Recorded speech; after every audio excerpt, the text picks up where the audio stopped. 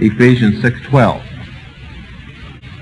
For we wrestle not against flesh and blood, but against principalities, against powers, against rulers of darkness of this world, against spiritual wickedness in high places. My last name is Todd, but that was just changed about 60 years ago. Until then, our name was Collins. And the Collins family, my direct tree, was responsible, according to witchcraft history and a few history books that I can find also, with bringing witchcraft to the United States. Long plagued our family. Witches, ghosts, and vampires. Myths. The Collins family is odd. David, this is Vicky, your new governess. Ruined it! It's gonna scare her. Vicky, she's had quite a troubled past. Welcome to Collinwood.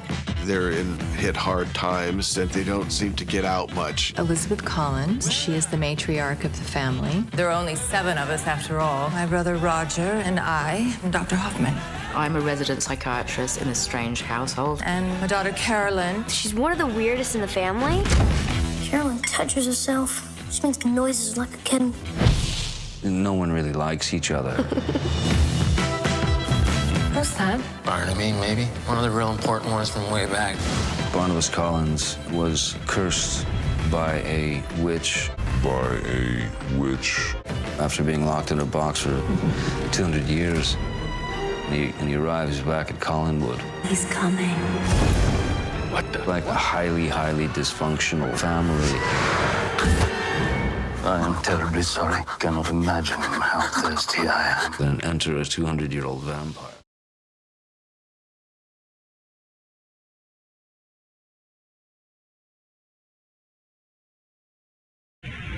So when I was 14, and some of you might consider that a very early age, but it wasn't. It was kind of a late age for this. I was initiated into organized witchcraft. In other words, I was made what Brother Rasmussen is. I was made a pastor, a minister. I was ordained. In fact, a few years later, when I went to enlist in the service, I didn't have to go because I was draft exempt, because I was the ordained minister of a legal recognized church.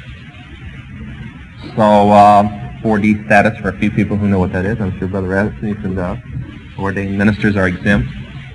And I enlisted and went through the service until I got into a little shooting incident in Germany. After I'd come back from Vietnam, I'd re-enlisted and went to Germany. And I was getting ready to be court-martialed. In fact, I had everything down pat. I was as good as gone. We had entered a plea of guilty for a deal of 35 years and then parole, and they wouldn't even consider it. An officer had been killed in the situation, and I was more or less just waiting to be transferred to Leavenworth to serve the time when Witchcraft Church, which I thought was just a little group of people that I belonged to, sent a political member of that church, a state senator, 2 of them, state senator, a U.S. senator, and a representative over to Germany, and they took hold of the situation, and 24 hours later I was a civilian in the United States with all my time, rank, and an honorable discharge, and my court-martial records didn't exist anymore. They tell them it's spirits of the dead. They tell them everything but what it is. And I was supposed to be a high priest leading a church that had 13 ministers to it, plus a couple hundred people in his congregation. And I believed this. And then all of a sudden, for 6 months, this man, Dr. Buckland, unraveled everything and told me there was a one God, where before we believed there was 4. There was one, and his name was Lucifer. And he was very quickly to tell me that wasn't Satan. He didn't want me to get any ideas that Christians could be telling me the truth. I should have thought then that if they had lied to me for almost 18 years, they were probably lying to me now. But I went ahead and believed it, and for 6 months I took lessons in witchcraft that I didn't even know that things could happen that had happened. And then I was transferred to Los Angeles, good old L.A., can't seem to get away from it. And for 6 months, my foster mother taught me something that your pastor is very familiar with, the political situation of the occult. And all of a sudden I realized that witchcraft wasn't just spell casting, it had a purpose in mind. And that's when I started getting a little afraid, because when I was 10, as I said, I learned a little about the Bible. It just happened to be all revelations that I learned. And all of a sudden we were discussing a world ruler that would be personally guided by Lucifer, that could gain control of the world supernaturally and take control of people's minds. Of course, they didn't say there was a defense against this. The way they spoke, everybody was affected. They didn't say anything about the blood of Jesus. But we sat there, and for 6 months I learned the political structure and the history of witchcraft. And then I was taken to Colorado, and I was placed through an initiation into the sixth realm. And this initiation consisted of a blood sacrifice. And from then on, I was given a territory of 13 states. This didn't happen to be one of them. This belonged to my foster mother. But I was in charge of all the occult, political, and drug activity in 13 states. And this is where I was in 1972 when I met the Lord. Well, I, at first, for many years, said by accident, but I've come to realize there's no such thing as an accident when it comes to Jesus. He had everything perfectly planned out.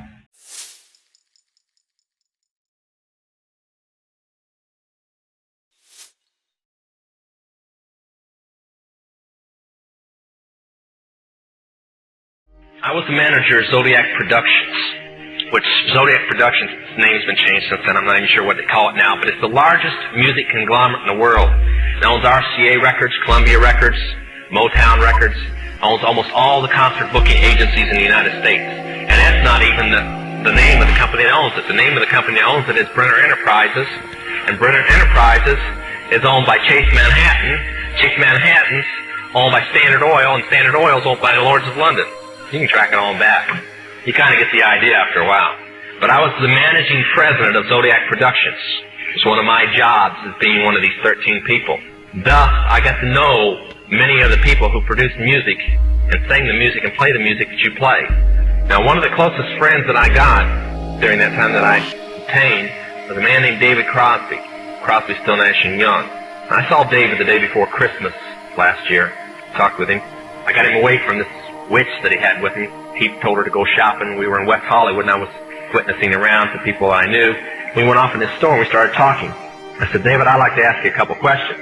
I said, I already know the answers, but I've been gone for 5 years. I'd like to know if certain things are still the way they were when I left. I said, now I'll have to explain some of this when I'm done, because you're not going to understand it all unless you know something about music. I said, do they still take the master to the temple room? Dave said, yeah. I said, do they still have the coven conjure demons into the master? He said, of course. I said, now, I got to know something. What's the main reason for rock music? He said, come on, Lance, you know what the reason is. I said, please, David, I don't want to guess. Tell me what the main reason is. He says, the same as when you were in, so that we can play spells on people that we couldn't cast spells upon. I'll explain what that means in a minute. I said, okay, one last thing. I've been hearing that you must be an initiated witch now to get a record contract. He said, that's right. He says, many of us that weren't total witches have to be witches now in order to produce music. I said, thank you. The master is a tape about as big as the top of this podium that looks like an overgrown 8-track that the album is cut on and is placed in a machine that produces and presses the records and the 8-tracks and cassettes that you buy. After it's been recorded, it's taken in. This is why a master is cut months in advance before it's released. On the full moon, it's taken in to a temple room about the size of this auditorium that is in every one of the major music companies, behind locked doors up in the executive office. And it's placed on an altar sitting in the north of the room, and a pentagram engraved in the floor. And 13 hand-chosen witches and wizards and a coven come in and conjure a principality or a power up, usually Regia or something like that, and order him to tell the demons under him to follow every record and every tape coming off of that master. As I tell many Christian parents, you can go home and count your kids' records, probably yours too, and count how many demons at least are there. If that's too hard for you to believe, I'm sorry. That's why they do it. Now listen to me. This is why rock music's addicting. Have you ever seen kids that got rid of their music? They go around like this. They can't wait to find a rock station somewhere, and they sneak off just like getting a cigarette or a fix, because it's addicting. That's why they can't give it up. The rest of the conversation was this. You can't cast a spell on a Christian, but you can get a Christian to cast a spell on themselves. If you give the permission for the spell to work, being a Christian won't block it. And rock music is not just a song. It is supernatural music that which is carefully designed by their spirit guides or familiar spirits in the form of spells. Now, although the devil's music's power is the music and God's music is the words, much of the songs are written in what we call witch language.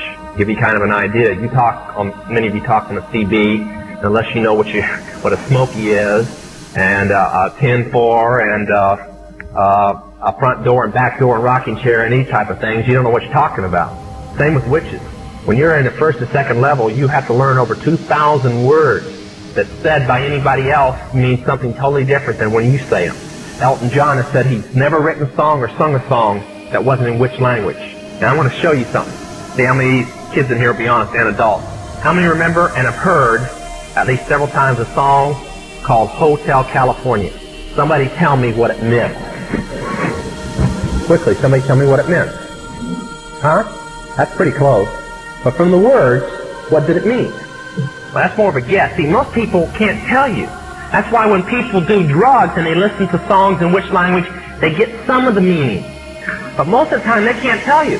Stop and think how many songs are out there that you really like, and you don't have any idea what the person was talking about. Beyond the Yellow Brick Road? How about The Destroyer by Kiss? Can anybody tell me what it's about? Kiss said in it, kids, kill your parents. They're talking about Helter Skelter. Beatles sung Helter Skelter in witch language. Nobody knew what it meant. Manson did because he belonged to the process. Helter Skelter is a several thousand-year-old word. Most of the music is either about Helter Skelter or a place called the Night Winds, which is what Hotel California is about, and different doctrines of witchcraft. You listen to them, your parents let you listen to them, and they have no idea.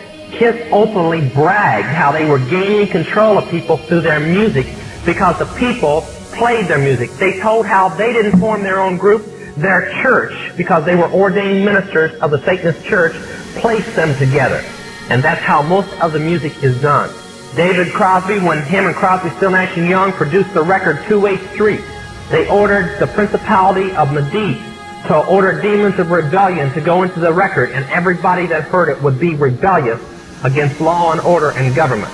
And it was one of the reasons for the great upheaval in the 60s was that one album, and they take open credit for it. Initiated to the 6th level or Grand Druid position of witchcraft, I sit on a council of 13 people that take orders only from the Rothschild tribunal in London, which they claim they take their orders directly from Lucifer. And that's why they reside. Somebody's asking me if some of the Rothschilds lived in California. Not those directly related to the tribunal. They won't leave England. Some live in France, but they always come over to England because they believe that England is the place that Lucifer is most fluent and can speak to them more in person than he could anywhere else. And from talking to Christians in England, they estimate there's only 2% of the population are Christians in the Great Britain country. So they have quite a fluent time over there. In fact, some friends of mine just brought pictures back of where they're building homes with broomstick poles coming out of the chimney for the witch spirits to land on to bless their homes. These aren't ignorant people. These are the new $1 million mansions that are going up. It's not just a superstition. The country has really gone back to witchcraft.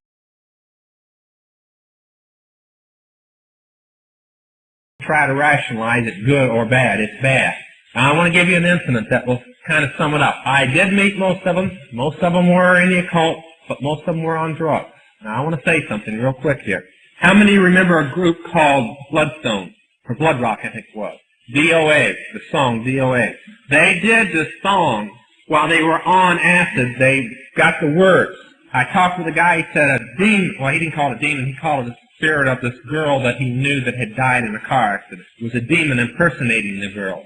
Appeared to him and gave him during this acid trip the notes, the words, and everything. They filed it with a copyright lawyer. The day after the copyright lawyer filed it, another group came in that was well known at that time and filed the same song, note for note, word for word. And when I was in the occult, I thought it was interesting enough to check it up because I wrote for an occult newspaper and I put the story in the paper. They got it the same way, on an acid trip, the same night, from a demon imitating a spirit of somebody they had known that had died. Most rock musicians get their music while on drugs or from spirit guides, which are demons. That's what your young people are buying and paying for. Now, I'll give you something supernatural you can file away if you don't want to receive it or take it home and get in the Word and see if it's possible. When witches write a book, They cast a spell over the book so it'll sell. And they order a demon to go into every copy that comes off the press. So when you own a book on witchcraft, you have a demon residing in your home, free of charge. The musicians who do the music that are in witchcraft do the same things to the record album. The same thing. So when you see that friendly little album spinning on your thing, ask yourself, was the musician a witch? Did he cast a spell over the album that the devil would have a pact in my home because I owned the records? Christians, leave it alone. Is the Aleister Crowley library, where he was involved in human sacrifice and he was a master magician or witch or wizard, whatever term they want to use. So it does go on. And in fact, to become a 6th level witch, you must perform it. It's just like when they tell, now this is for the women, not the men, when they tell the young girls getting into witchcraft that homosexuality has nothing to do with witchcraft. In order to become a high priest, the girl must be bisexual. She must perform a bisexual act. So see, every level you go to, they tell you a different story. And they tell you that people below aren't ready to receive it yet. And so every step you go up the ladder, everything you've been told before is a lie, and all of a sudden you learn new truth. The only type of witches that are kind of ignorant, there are a couple of them here today, are the self-proclaimed witches.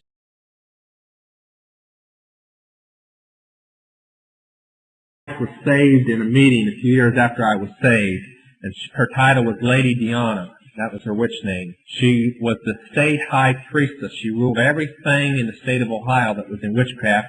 She was also the witch queen of one of the denominational brotherhood, the Watchers. On a scale in this country of maybe 1 to 25, she was probably the 10th most powerful witch in the United States after my salvation. And she has close to $50,000 on her head because she's come out, not because she married me, just because she got saved. And we took her into a rehabilitation ministry, and then later we started dating and we're married and so on. But she does a fine ministry. Right now she's just about ready to deliver a baby. She thinks she might even have it today. So she's not exactly ministering lately. Yeah.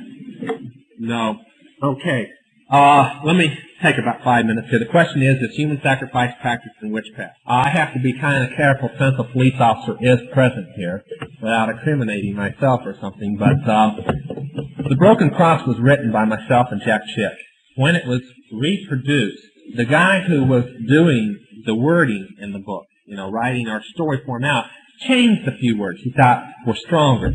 He changed the word witchcraft to Satanism a couple places, and he changed the word Lucifer to Satan. That messed up the book. We didn't catch it until just recently. All these years I've been reading it, just kind of skipping over it because it means the same thing in my mind. But when a witch who doesn't believe in Satan reads it, it blows the whole thing. Since it wasn't written on Satanism, it was written on witchcraft. So the next printing coming out, they're changing the words back the way they're supposed to be. Satanism practices a form of sacrifice in some groups. Witches practice it more. To the everyday witch, that's a lie, I'm telling you. There's a few witches here in the congregation tonight that I know. But there's a few here also that are in the human sacrifice, and they know I'm not lying. And when you get up into a higher level, 4th, 5th, or 6th, you find out that the power rests with blood sacrifice. The power rests with blood sacrifice. You become what is called a human chalice. In other words, you are proving to Satan through the blood and the death of this person that you are sold totally out to him, although they don't believe in Satan. You're proving it to Lucifer. You're proving it to Lucifer.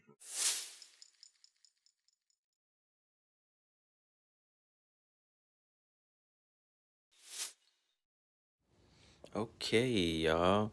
What's going on? It's Black Balloon, and that was a John Todd video. Hopefully you guys enjoyed that video.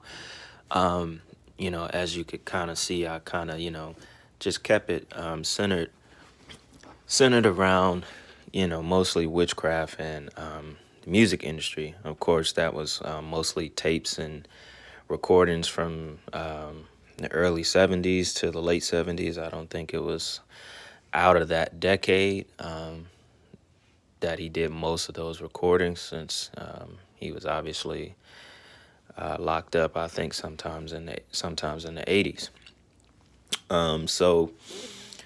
I just wanted to kind of keep it centered around, one topic, so it could kind of be, relatable in a way, and of course there's plenty more recordings of him talking about just, I guess, everything that he tried to expose about witchcraft.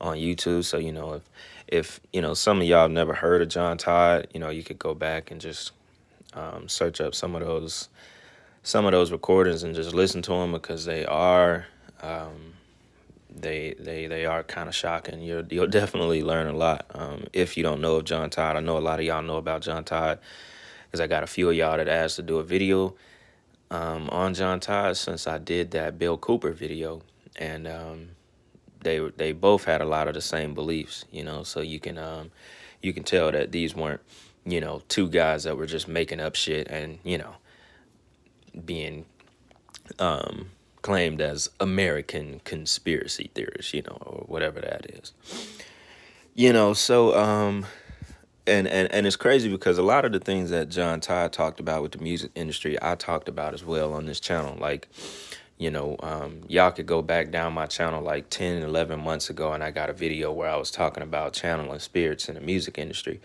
And I specifically talked about,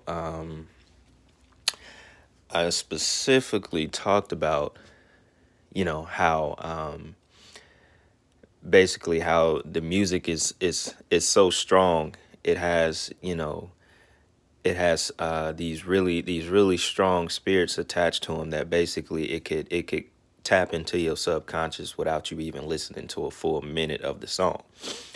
And that was back when I used to always make videos when I was walking outside and shit, and I was, you know, just broke that whole thing down somewhat, you know, about how you know, spirits follow the music, and how the frequencies and stuff in the music is so strong that it grabs your subconscious without you even paying attention to it. You know, one of my examples was like, you know, you could be with a friend going into a store that's playing music, or you could just actually walk past that store that's playing music, and your subconscious will grab a hold of that frequency, and just a few minutes later, you're wondering why that song is stuck in your head. You know what I'm saying? And it's just kind of an example of how powerful the frequencies grab a hold to your subconscious. So that relates back to, you know, demon spirits being attached to the music, so the music can sell. It all, you know, it all relates to each other, because we wouldn't really, you know, besides frequency and sound of music in itself, you know, it wouldn't grab a hold of us the way it does without these spirits being attached to the music. And it's the same way, you know, I wanted to do that, show those clips where he was talking about rock music and all that stuff. I wanted to make sure I got that in there, because it's the same way with rap today.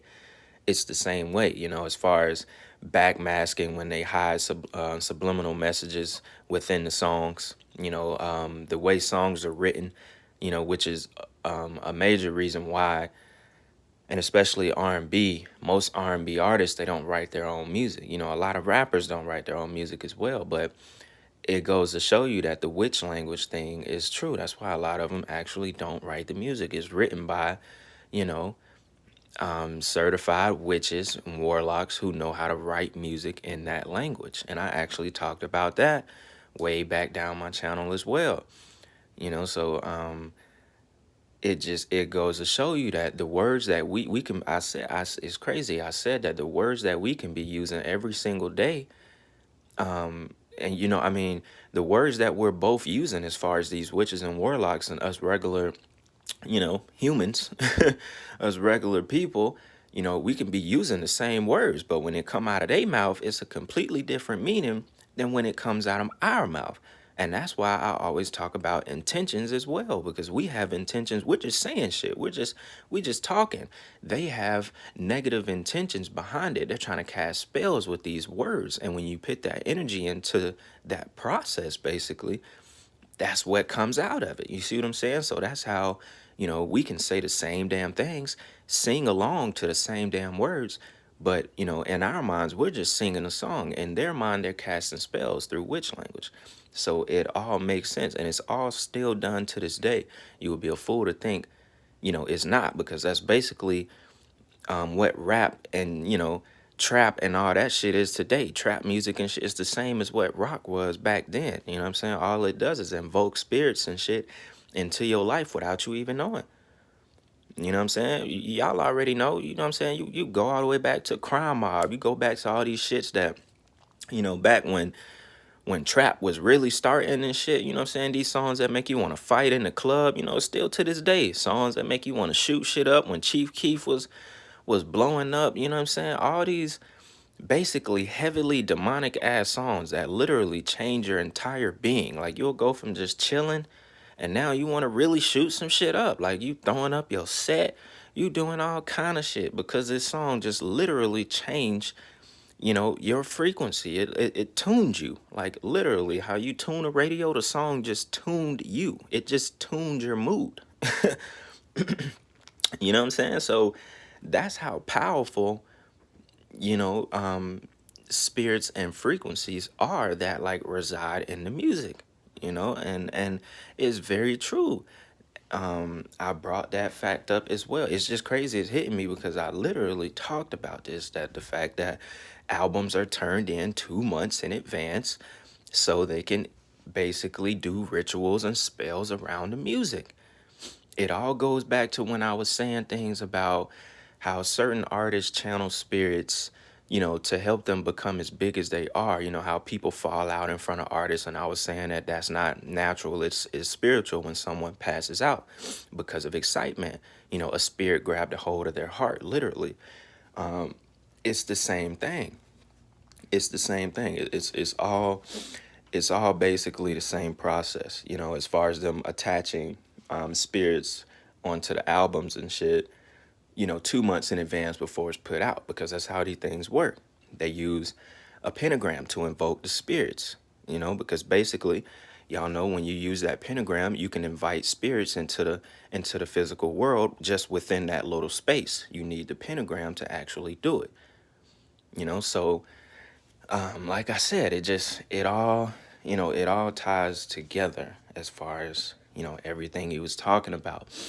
So once again, I felt like that was the major focal point of the video as far as music and spells, because it's the most relatable to kind of what we're going through today with, with trap music, mostly just trap music, you know what I'm saying? It does the same thing that rock music did back then, although back then, they were more open, like, damn near devil worshippers and shit, more open with it, more like gruesome with it and shit, biting bat heads and all kind of shit.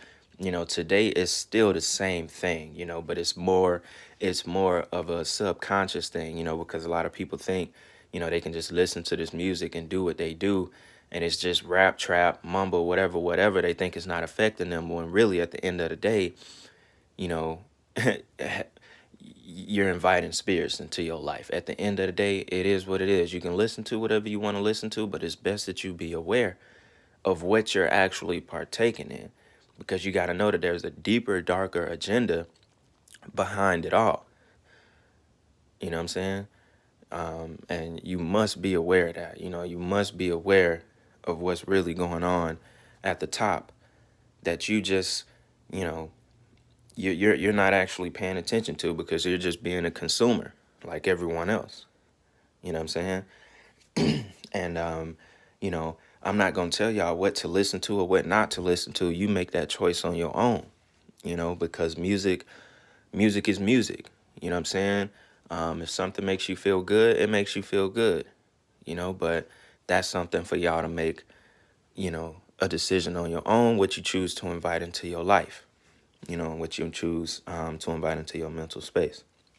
So this is a very, very wide topic. I could probably sit here and go for another 30 minutes, if I wanted to just keep going on and on and on.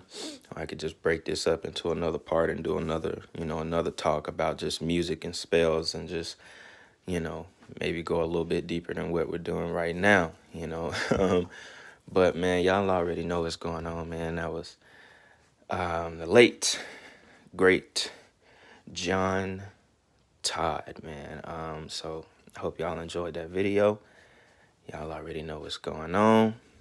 It's Black Balloon, and I'm going to see y'all soon. I'm out.